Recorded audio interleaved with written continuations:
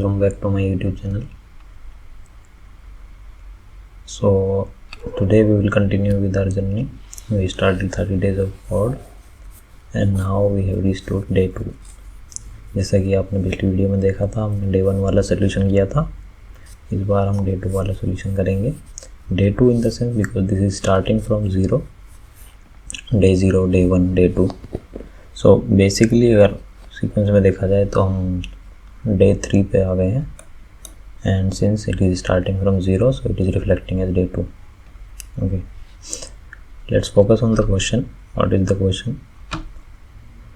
Given the meal price, base cost of a meal, tip percent, the percentage of the meal price being added as a tip, and then tax percent, the percentage of the meal price being added as tax. तो इन्होंने 3 value दी हुई है यहाँ पे. एक basically मील का price है, actual price, और दूसरा है इसमें टिप परसेंट कि आप इसमें कितनी टिप देते हैं. बट ये प्राइस है और ये परसेंटेज है, तो इस चीज़ का ध्यान रखना होगा. Then and tax percent, this is tip percent and this is tax percent, जो टैक्स लगेगा. तो हमारे पास 3 वैल्यू हुए, meal price, tip percent, tax percent. तो गोइंग फॉरवर्ड इन्होंने दिया हुआ है and find and print the meals total cost. इन्होंने 3 वैल्यू में दे दी. अब हमें टोटल कॉस्ट बतानी है क्योंकि इन्होंने मील का जो प्राइस है ये एक्चुअल वैल्यू दी हुई है, रुपी किसी में भी मान सकते हैं, डॉलर, रुपीज़. बाकी इसमें जो परसेंटेज दिया हुआ है वो हमें कैलकुलेट करना होगा. हम डायरेक्टली इनको ऐड नहीं कर सकते हैं because these are percentages and these are the value. Now इन्होंने एक एग्जांपल दिया हुआ है, जैसे meal cost is 100, tip percent is 15% and then tax percent is 8%. उसके बाद इसका आंसर जो होगा वो 123 होगा. वो कैसे होगा? For 100 rupees if we calculate the tip, 15% अगर निकालेंगे इसका 100 का तो ये बनेगा 15 रुपीज़, और 8% अगर इसका निकालेंगे 100 का तो ये बनेगा 8 रुपीज़. तो ओवरऑल जो निकल के आ जाएगा 100 + 15 + 8, ये बन जाएगा 123. अब थोड़ा सा ये हमारी प्रॉब्लम स्टेटमेंट यहाँ पे ख़त्म हो जाती है. इसके बाद थोड़ा फंक्शन इन्होंने किस तरह से दिया हुआ है. इन्होंने बोला है कंप्लीट द सोल्व फंक्शन. एक सोल्व नाम से फंक्शन दिया हुआ होगा, जैसे कि यहाँ पे देख भी सकते हैं हमारे पास सोल्व नाम का फंक्शन है इधर. इसके अंदर 3 हमें पैरामीटर्स मिलेंगे, डबल मील कॉस्ट, इन टिप परसेंट, इंटीजर में ही टैक्स परसेंट. तो ये वैल्यू हमारी डबल में है और ये 2 वैल्यू हमारी इंटीजर में है. डबल वैल्यू मतलब इसमें ये डेसिमल वैल्यूज़ हैं, पॉइंट वाली, और ये बिना पॉइंट वाली वैल्यू है हमारे पास 2. तो इस वैल्यू से हमें ये इन 2 चीज़ की वैल्यू पहले निकालनी होगी, तीनों को ऐड कर देंगे और प्रिंट करा देंगे, ये हमारा आंसर हो जाएगा. रिटर्न की अगर बात करें, द फंक्शन रिटर्न नथिंग, कोई हमें कुछ रिटर्न नहीं करना है, इसमें डायरेक्ट हमें प्रिंट कराना है. रिटर्न होता है अगर कोई फंक्शन है हमारा और वहाँ से उसको किसी और ने कॉल किया है, उसके लिए सॉल्व करने के बाद अगर कोई वैल्यू हमें वापस करनी है तो उसे हम रिटर्न बोलते हैं. बट इस केस में जैसे हम देख सकते हैं यहाँ पे वॉइड लिखा हुआ है, तो मतलब हमें कुछ रिटर्न नहीं करना है, सिर्फ आंसर प्रिंट कराना है.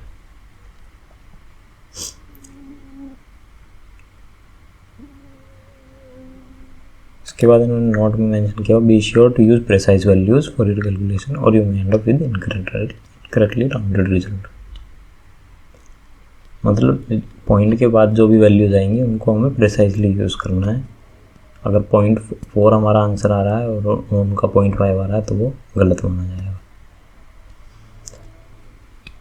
इनपुट फॉर्मेट हमें पहले से गिवन है तो हमें कुछ लेने की ज़रूरत नहीं है. आउटपुट फॉर्मेट इन्होंने हमें बता दिया कि एक वैल्यू प्रिंट करनी है जो टोटल प्राइस होगा. बट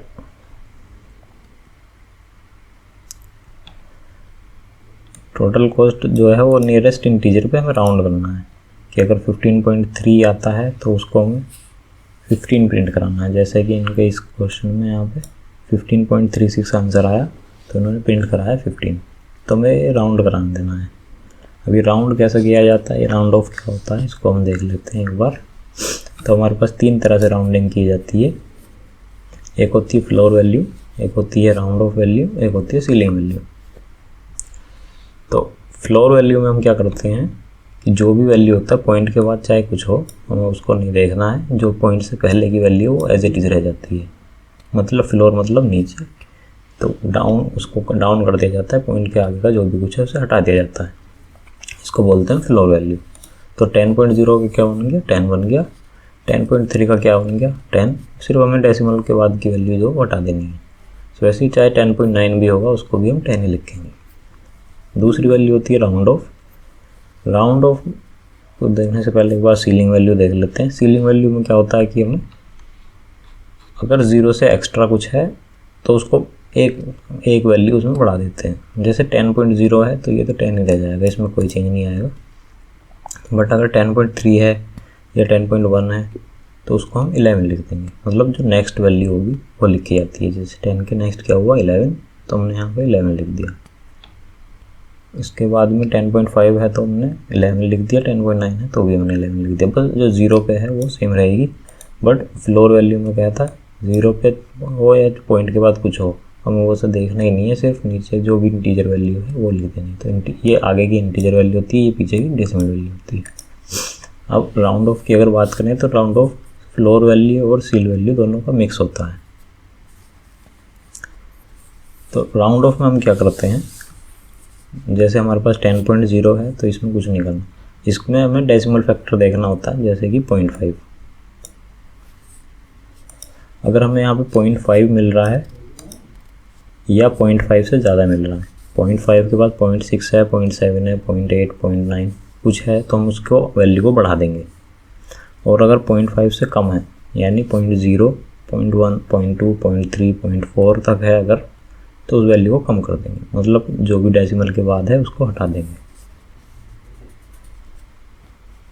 जैसे अब इसको यहाँ पर हम देख लेते हैं। 10.0 है तो हमने 10 लिखा है, 10.3 है तो क्योंकि 0.5 से कम है 0.3 तो उसको लिख दिया 10। 0.5 है तो 11 कर देंगे, उसको 1 बढ़ा देंगे। 0.9 है तो भी, क्योंकि 0.5 से ज़्यादा जो भी अगर वैल्यू है तो उसको 1 वैल्यू इंक्रीमेंट कर देंगे। तो ये राउंड ऑफ हमें बेसिकली यूज़ करना है अपने क्वेश्चन में। तो इन्होंने यहाँ पर हमें किस तरह से दिया हुआ है, तो अगर हमारा आंसर कुछ भी आता है डेसिमल में कैलकुलेट होने के बाद में जो भी आता है उसको हमें राउंड ऑफ करना है। मतलब 0.5 से अगर कम है तो कम, उसको एज इट इज़ रहने देंगे, सिर्फ इंटीजर वैल्यू ले लेंगे। और अगर 0.5 से ज़्यादा होगा तो एक वैल्यू इंक्रीमेंट कर देंगे। Okay, so now we will start our question, how we are going to solve it. So basically either we have been given 3 values, double middle cost, integer tip percent and tax percent. Okay, so first thing we will do is, सबसे पहले यहाँ पर हम middle को इसको value calculate कर लेते हैं। जैसे क्योंकि ये परसेंटेज में जो हमें दी हुई है इसको वैल्यू निकाल लेते हैं कि टिप कॉस्ट हमारी कितनी बनेगी। जैसे मिडिल कॉस्ट है वैसे हम टिप कॉस्ट लिख लेते हैं। वैसे तो टिप कॉस्ट बनाने के लिए tip underscore cost,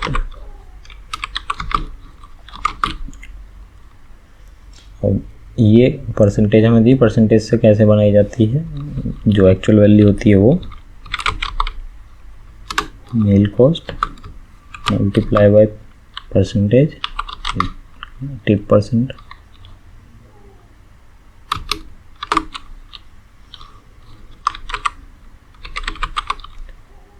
% divide by 100। तो ये वैल्यू हमारे पास बन गई। अब ये वेरिएबल हमें दिया हुआ नहीं है तो हमें पहले डिक्लेयर करना होगा।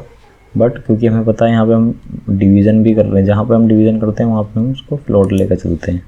फ्लोट या डबल कुछ भी ले सकते हैं, क्योंकि इन्होंने यहाँ पे हमें डबल दिया है तो हम इसको डबल में लेंगे।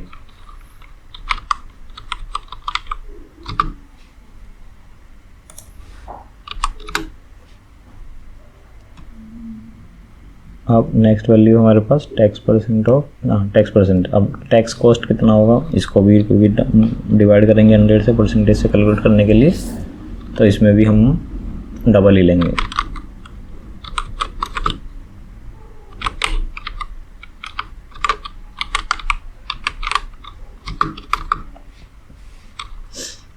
फॉर्मूला इसके लिए भी सेम ही रहेगा, नीड अंडरस्कोर कॉस्ट इंटू इस बार टैक्स परसेंटेज आएगा।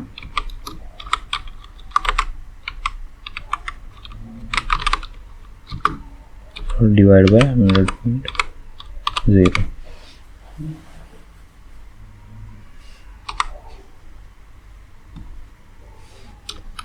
हमारे पास वैल्यू आ गई है, टिप की वैल्यू आ गई, टैक्स की वैल्यू आ गई, मिल की कॉस्ट हमें पहले से गिवन है। तो बेसिकली हमसे पूछा क्या गया था कि टोटल कॉस्ट कितनी होगी, हमें वो बतानी है। टोटल करने के लिए जब भी करना होता है तो हम उसका सम कर देते हैं। तो तीनों को हम अगर ऐड कर देंगे तो हमारे पास टोटल कॉस्ट तैयार हो जाएगी। तो इसको एक बार ऐड कर लेते हैं, क्योंकि वैल्यू सारी डबल में ही है। तो एक बार डबल का हम टोटल वाला वेरिएबल ले लेते हैं, double total cost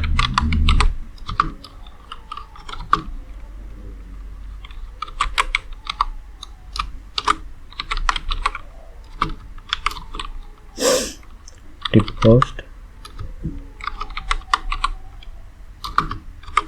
plus tax cost.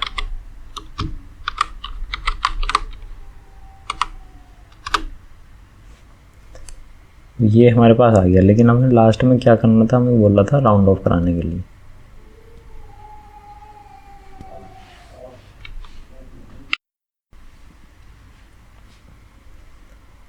तो एक बार इसको राउंड करना हम देख लेते हैं कैसे राउंड किया जाएगा यहाँ पर। अब इसमें हमें फंक्शन दिया हुआ है राउंड का, इन्होंने डायरेक्ट लिख दिया है राउंड, बट ऐसे राउंड नहीं होता है। जावा में राउंड का करने के लिए हमें लाइब्रेरी दी हुई है मैथ। मैथ के अंदर राउंड फंक्शन होता है। मैथ एक क्लास है और उसके अंदर फंक्शन है राउंड। तो हम उस फंक्शन को यूज़ करेंगे और सीधा प्रिंट करा लेंगे। राउंड होने के बाद में हमारे पास क्योंकि वैल्यू आएगी, जो भी वैल्यू होएगी, अगर इफ इट इज़ 15.36 तो राउंड होने के बाद में ये हमारे पास 15 आएगी, मतलब 15.0 आएगी, क्योंकि ये डबल की वैल्यू है। बट हमें प्रिंट कराना ओनली 15, तो हमें उसको इंटीजर में भी कन्वर्ट करना पड़ेगा। तो इसको करने के लिए हमें क्या लिखना होगा, सबसे पहले एक इंटीजर का वेरिएबल लेंगे या डायरेक्ट भी प्रिंट करा सकते हैं। तो प्रिंट कराने के लिए हम कमांड लिख देते हैं सिस्टम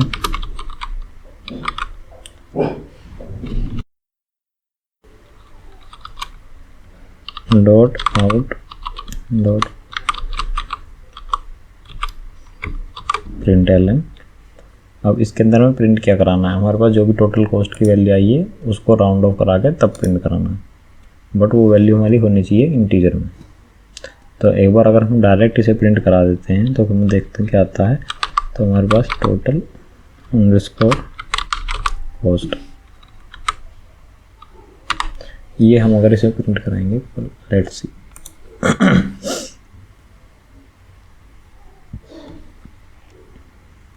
तो ये हमें रॉन्ग आंसर मिल गया, क्योंकि अभी हमने राउंड ऑफ नहीं कराया है। तो एक्सपेक्टेड आंसर था यहाँ पे 15, लेकिन आंसर आया हमारा 15.36। और फिर इसको हमें राउंड ऑफ कराने के लिए कैसे लिखना होगा, तो अगर हम इसे round of, simple round of करते हैं, क्योंकि ये वैल्यू है हमारी डबल की। तो डॉट राउंड, अब ये हमें राउंड ऑफ होने के बाद में वैल्यू मिल जाएगी, या मैं इसको बाहर ही लिख देता हूँ, टोटल कॉस्ट इक्वल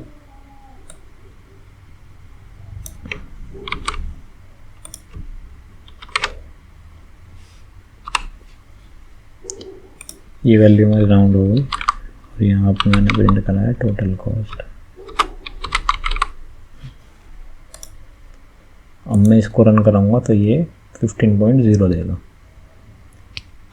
तो ये 15.0 आ गया, बट हमें प्रिंट कितना कराना है, सिर्फ 15, हमें पीछे 0.0 प्रिंट नहीं कराना। तो 0.0 को यहाँ से हटाने के लिए हमें ये इंटीजर में कन्वर्ट करना पड़ेगा। अब इंटीजर में कन्वर्ट कैसे करते हैं, मैं एक बाहर ब्रैकेट लेंगे, दो ओपन क्लोज ब्रैकेट, और इसमें इंट लिख देंगे, तो ये हमारा इंटीजर में कन्वर्ट हो जाएगा। अब डायरेक्ट जब हम इसे रन कराएंगे तो इस बार ये सिर्फ प्रिंट करेगा और ये हमारे दोनों टेस्ट केस पास हो गए। अब इसे हम कोड को सबमिट कर सकते हैं, ये हमारा सारे टेस्ट केस पास भी हो गए। तो ये हमारा कोड आज का जो था इतना कंप्लीट हो गया, हमारा आंसर आ गया। तो इसमें हमने डबल वेरिएबल का यूज़ किया और जो मेन हमने इसमें सीखा है वो राउंड ऑफ कराना मैथ डॉट राउंड का यूज़ करके, और फिर उसको पी वैल्यू को जो भी डबल की वैल्यू है, फ्लोट की वैल्यू है, उसको इंटीजर में कैसे कन्वर्ट कराना है, टाइप कास्टिंग कहते हैं इसे। तो उसके लिए हम इसे इंट लिख देते हैं आगे ब्रैकेट में, तो उससे हमारा इंटीजर में कन्वर्ट हो जाता है। ये डबल जिसमें भी कन्वर्ट कराना हो डबल लिखेंगे तो डबल में कन्वर्ट हो जाएगा। इस तरह से हम इसे कन्वर्ट कर सकते हैं। सो आज के लिए इतना ही। Let's see you in the next video. Thank you, bye.